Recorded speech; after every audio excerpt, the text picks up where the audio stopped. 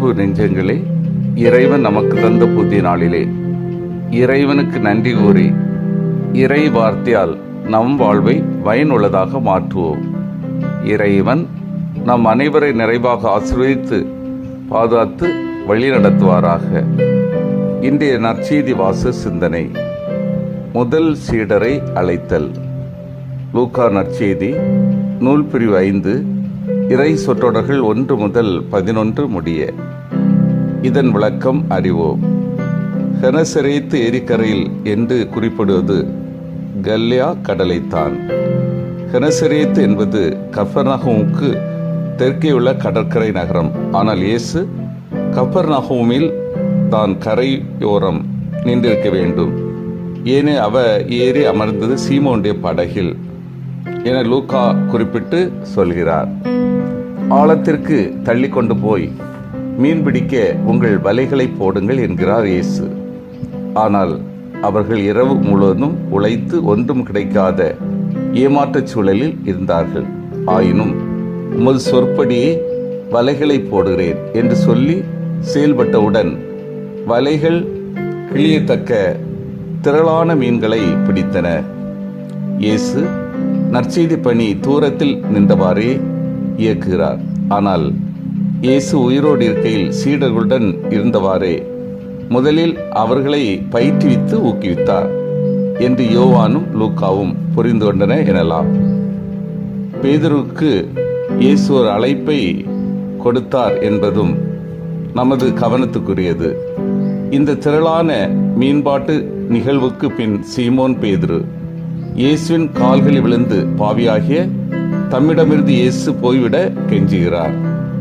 இப்போதுதான் முதல் முறையாக லூக்கா சீமோனை அவருக்கு இயேசு கொடுத்த பேதுரு என்ற பெயரோடு குறிப்பிடுவதும் சீமோனுக்குள் ஒரு பெரும் மாற்றம் வந்துவிட்டதை உணர்த்துவதாக உள்ளது.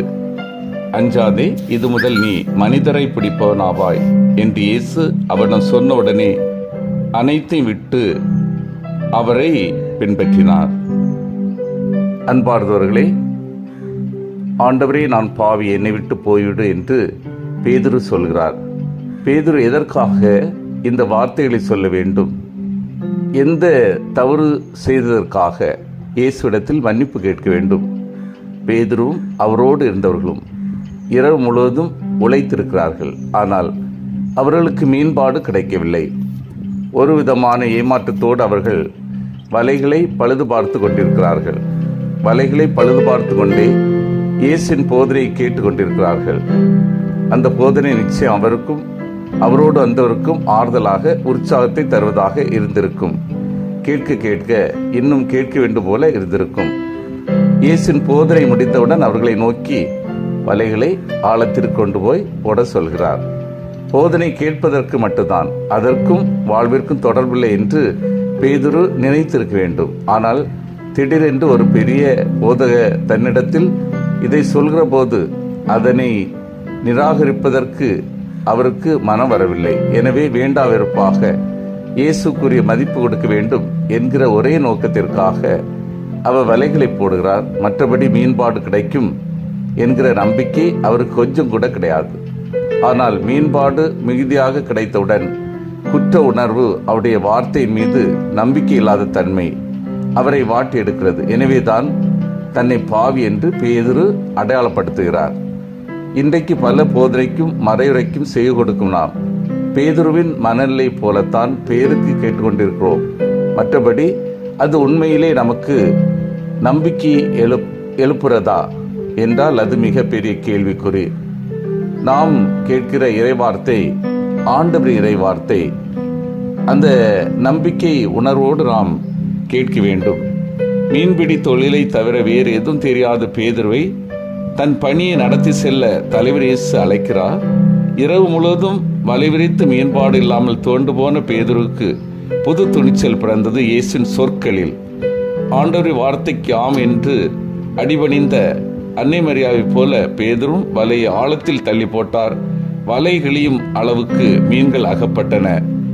ஆண்டவரை அறியும் போது நாம் பாவிகள் என்பதை உணர்கிறோம். மீன்களை பிடிக்க மட்டுமல்ல, நம் எண்ணங்களை சீர்தூக்கி பார்க்க, இறையாட்சி பணியில் மூழ்கிட கிறிஸ்தவ விழுமியத்தை வாழ்வாக்கிட நம் தூய எண்ண வலைகளை ஆழத்தில் தள்ளி போட்டால் கிறிஸ்துவை ஏற்றுக்கொள்ளும் மனித மீன்களை வலை நிறைய பிடிக்கலாம். சிந்தித்து தியானித்து செயல்படுவோம். இறைவனது வார்த்தையின் மேல் நான் முழுமையான நம்பிக்கை கொண்டு வாழ்கின்றேனா? இறைவன் செய்கின்ற அதிசயங்களையும் அற்புதங்களையும் நான் ஒவ்வொரு நாளும் உணர்கின்றேனா? இறை அழைப்பை ஏற்று நான் செயல்படுகின்றேனா? மன்றாடுவோமாக.